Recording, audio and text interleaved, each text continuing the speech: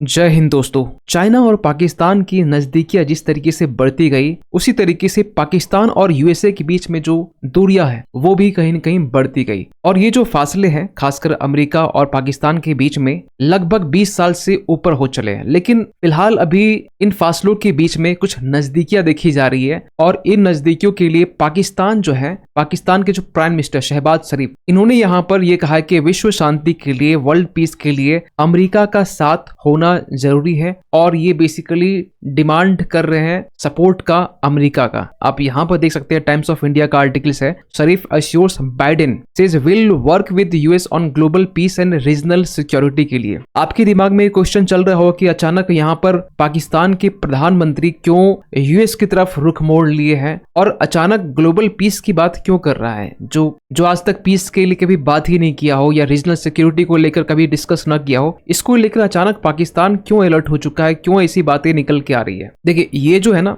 ये प्रधानमंत्री शहबाज शरीफ का एक रिस्पॉन्स था, जो रिस्पॉन्स आज से कुछ दिन पहले, ये रिस्पॉन्स कल के दिन आया और 30 मार्च के दिन में अमेरिका के प्रेसिडेंट जो बाइडेन की तरफ से ये अश्योरिटी दी गई थी पाकिस्तान के प्राइम मिनिस्टर शहबाज शरीफ को कि हम लोग आपस में कंटिन्यू सपोर्ट करते रहेंगे एक दूसरे को। अब आपके दिमाग में एक क्वेश्चन चल रहा होगा कि पाकिस्तान और यूएसए एक लंबे टाइम से, आपको बताना चाहते हैं, जब इमरान खान को जेल में डाला गया और जेल जाने से पहले जब प्राइम मिनिस्टर बने थे, दोनों में इनका रिस्पॉन्स कुछ नहीं आया था। न पीएम बनने के बाद कोई रिस्पॉन्स आया, न कोई रिस्पॉन्स पहले आया। और 3 साल तक पाकिस्तान को लेकर कोई कमेंट नहीं, कोई स्टेटमेंट निकल कर नहीं आ रही थी। अचानक 3 साल के बाद ऐसा क्या हुआ जो पाकिस्तान के ऊपर ये support, global piece, regional security जैसे वर्ड निकल के आ रही है। तो एक ना लाइन इंटरनेशनल पॉलिटिक्स में या वर्ल्ड जियोपॉलिटिक्स में बोली जाती है कि इंटरनेशनल रिलेशंस में कोई भी देश किसी का अपना नहीं होता है। सारे देश टेम्पोररी इंटरेस्ट को सर्व करने के लिए एक दूसरे से रिलेशंस को आगे बढ़ाते हैं। यहाँ भी सेम कहानी है। तो पहले अगर हम बात करें कि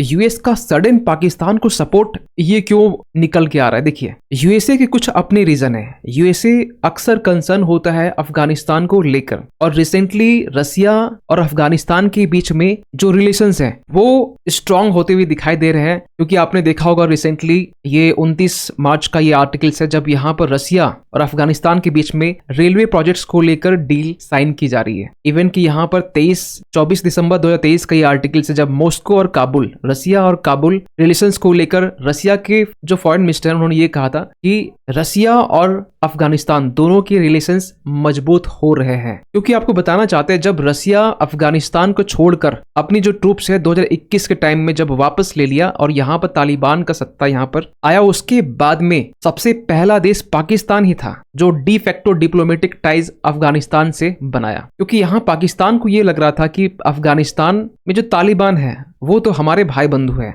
लेकिन रियलिटी अभी कुछ और है जो आगे हम वीडियो में बात करेंगे। और अमेरिका ने भी पाकिस्तान के ऊपर ही बिलीव करके ये छोड़ दिया गया कि चलो ट्रूप्स अपना हटा लेते हैं, तालिबान का रूल चलेगा, पाकिस्तान अपने तरीके से हैंडल कर सकता है। और यूएसए इस वक्त तक ये नहीं सोच पा रहा था कि यहाँ पर रसिया फिर से, जो रसिया एक टाइम में 1980s के टाइम में अफगानिस्तान में एक डोमिनेंस देखा जा रहा था, फिर से उसके जाने के बाद में यूएसए को भी ये बिलीव नहीं था कि रसिया फिर से अफगानिस्तान में एंट्री कर लेगा। और इसी बात का जो डर है यूएसए को सता रहा है। क्योंकि रिसेंटली आपने देखा होगा कि इस्लामिक जो आईएसआईएस खुरासन है, इनकी तरफ से अटैक किया गया रसिया के मॉस्को सिटी में, जो एक हॉल था वहां पर। और इसको लेकर इस्लामिक जो स्टेट है आईएसआईएस खुरासन जो है वो क्रिटिसाइज तालिबान को करते हैं। क्यों, अभी हम बात करेंगे। और यहाँ जो अटैक किया गया उसको प्रेज किया जा रहा है, जो बेसिकली रसिया में अटैक किया है। इसके पीछे ना सबसे बड़ा रीजन ये है कि जो खुरासन जो रीजन है, देखिए, जो खुरासन है ना, एक बेसिकली ये प्रोविंस है, लेकिन जो एक ग्रेट खुरासन की जो डिमांड की जाती है वो अफगानिस्तान का जो नॉर्थ वाला पोर्शन से, ताजिकिस्तान रीजन से, इवन कुछ पोर्शंस पाकिस्तान के भी अब इंक्लूड कर सकते हैं, ये रीजन में यहाँ पर डिमांड की जाती है। लेकिन ये लोग एक्टिव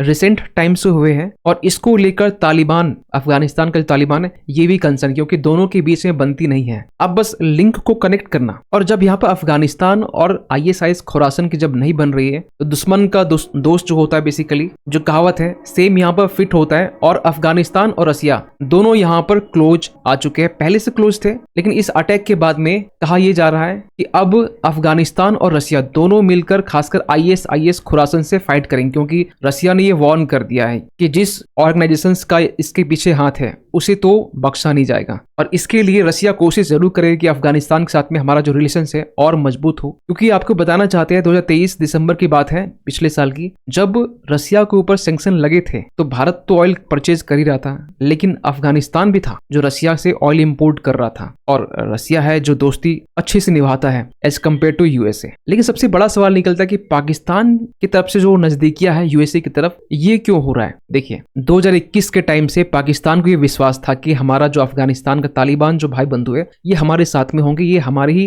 जैसे ही। लेकिन रिसेंटली आपने देखा होगा कि पाकिस्तान में जो अटैक्स देखे गए, इस्लामाबाद के जस्ट ऊपर आप जाएंगे दासू सिटी में, यहाँ पर एक सुसाइड बॉम्बर की तरफ से अटैक किया गया जिसमें 5 चाइनीज जो नागरिक है वो मारे जाते, एक पाकिस्तानी मारे जाते हैं। वैसे तो जो अटैक किया गया इसकी रिस्पॉन्सिबिलिटी किसी ने नहीं ली है, लेकिन जो ऊपर वाला जो पोर्शन है ना, खैबर पख्तूनख्वा वाला जो रीजन है, यहाँ पर टीटीपी तहरीक तालिबान जो पाकिस्तान है, ये ग्रुप यहाँ पर ज्यादा एक्टिव है और यहाँ अटैक करते हैं और एज ए सेफ हेवन के तौर पर ये अफगानिस्तान में जाकर छिप जाते हैं। वही नीचे तक की तरफ हम देखें तो यहाँ पर तुर्बत में यहाँ पर पीएनएस सिद्दीकी जो नेवल बेस है, यहाँ पर रिसेंटली अटैक हुआ, और इसके पीछे जो जिम्मेवारी है वो तो चलिए बलूचिस्तान लिबरेशन आर्मी ने ले ली है। तो पाकिस्तान आज के टाइम में एक तरफ अफगानिस्तान के टीटीपी से परेशान है और अफगानिस्तान का तालिबान इसके ऊपर कोई भी एक्शन नहीं ले रहा है, और इधर बीएलए से परेशान है। इसके लिए पाकिस्तान ये मानता है कि यूएस जब से यहाँ से गया है अफगानिस्तान से, उसके बाद ना पाकिस्तान के ऊपर ना और भी ज्यादा दर्दनाक तरीके से अटैक पे अटैक हो रहा है। क्योंकि आपको अगर बता दें डेटा के अकॉर्डिंग, तो जब से यूएस के ट्रूप्स 2021 से गए हैं, आप यहाँ पर देख सकते हैं ये ग्रेजुअली डिक्रीज हुआ है, लेकिन 2021 के बाद से देखिए पर ईयर 365 अटैक, मीन्स 2022 में हर दिन एक न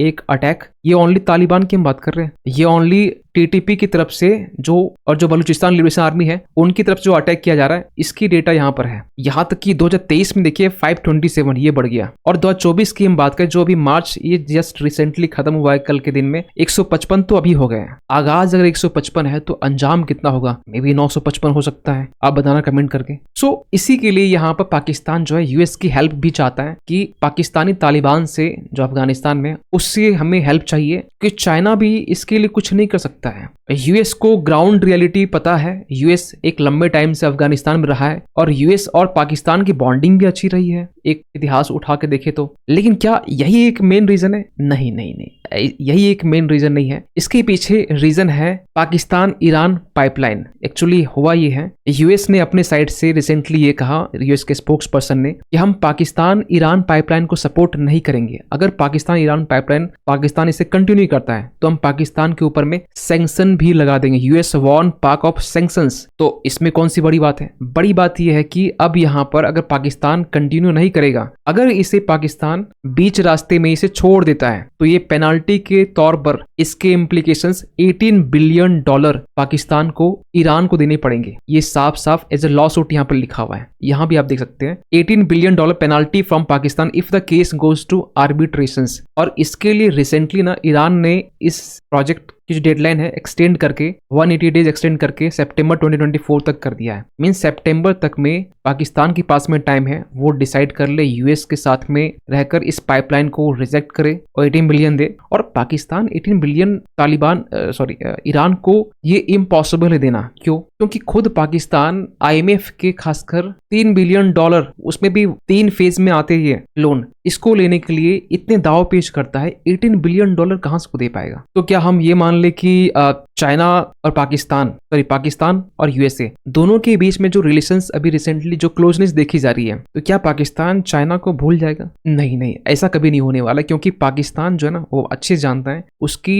जितने भी प्रोजेक्ट्स हैं आज के टाइम में 98% जो चाइना का डेवलपमेंट फंडिंग जो है पाकिस्तान के ऊपर में, ये अप्रॉक्स कहा जाता है 98%, रिसर्च रिपोर्ट ये बताते हैं। और 98 आप 100% मांग चलिए। ऐसी सिचुएशंस में पाकिस्तान को मालूम है कि हमें कहाँ दाव पेच खेलना है, और यूएसए भी को भी मालूम है हमें किस तरीके से दाव पेच खेलना। दोनों एक दूसरे से खेल रहे हैं। लेकिन इसी बीच में एक अपडेट और निकल के आता है। कल के दिन यहाँ पर अफगानिस्तान के तालिबान की तरफ से ये दावा किया गया कि यूएस के ड्रोन्स को अफगानिस्तान के एयर स्पेस में देखा गया। और ये कहा जा रहा है कि ये एक वायलेशन है अफगानिस्तान की सॉवरेनिटी का। लेकिन ना अक्सर जब भी यूएसए से पूछा जाता है कि भारत और इंडिया रिलेशंस को लेकर या भारत और इंडिया रिलेशंस के बीच में आप क्या सोचते हो, तो उनकी तरफ से एक जवाब ना, एक कॉमन सा जवाब है जो रिसेंटली यहाँ पर इनके जो स्पोक्स पर्सन है वो दिए कि US wants India Pakistan to have productive and peaceful relationship. लेकिन कथनी और करनी में बहुत डिफरेंस होता है। लेकिन सबसे बड़ा सवाल निकलता है कि इसका इम्पैक्ट, अगर ये क्लोज होते हैं, इसका एक इम्पैक्ट भारत के ऊपर क्या हो सकता है। देखिए, सबसे पहली बात तो ये है कि पाकिस्तान और इंडिया दोनों के बीच में अगर हम एक डिफरेंस बताएं तो बैलेंस ऑफ पावर का डिफरेंस है, और इस बैलेंस ऑफ पावर को ऑल्टर कर सकती है अगर यूएस की तरफ से फाइनेंशियल और मिलिट्री सपोर्ट पाकिस्तान को प्रोवाइड किया जाता है तो। और एक पॉजिटिव एस्पेक्ट ये भी है, अगर यूएस पाकिस्तान से टेररिज्म को हटाने के लिए एफर्ट लगाता है तो ये यूएसए के लिए भी और इंडिया के लिए भी, दोनों के लिए बेनिफिशियल हो सकता है। लेकिन हमें यहाँ पर अलर्ट रहना है, क्योंकि हमें यहाँ पर एक वॉचफुल आई के जरिए जो भी अनफोल्डिंग सिनेरियो यहाँ पर देखी जा रही है, इस पे नजर रखनी है। क्या इसके रेमिफिकेशंस हो सकते हैं, पॉजिटिव नेगेटिव, ये भी हमें बेहतर से मालूम होनी चाहिए। और हमें आगे आने वाले टाइम में एक क्लोज अटेंशन और एग्जामिनेशन करनी चाहिए, खासकर यूएस और पाकिस्तान के बढ़ रही नजदीकियों को लेकर। सो आपका क्या मानना है, खासकर पाकिस्तान की तरफ से शहबाज शरीफ का ये जो स्टेटमेंट है, हमें ग्लोबल पीस और रीजनल सिक्योरिटी के लिए काम करना है, दोनों के बीच के जो नजदीकियां हैं, क्या ये एक ओनली टेम्पोररी इंटरेस्ट को सर्व करने के लिए किया जा रहा है, या फिर रियली ये हो रहा है कि पाकिस्तान और यूएसए दोनों आपस में क्लोज आ रहे हैं? कमेंट कीजिएगा। मिलते किसी अगली वीडियो में, तब तक के लिए थैंक यू सो मच।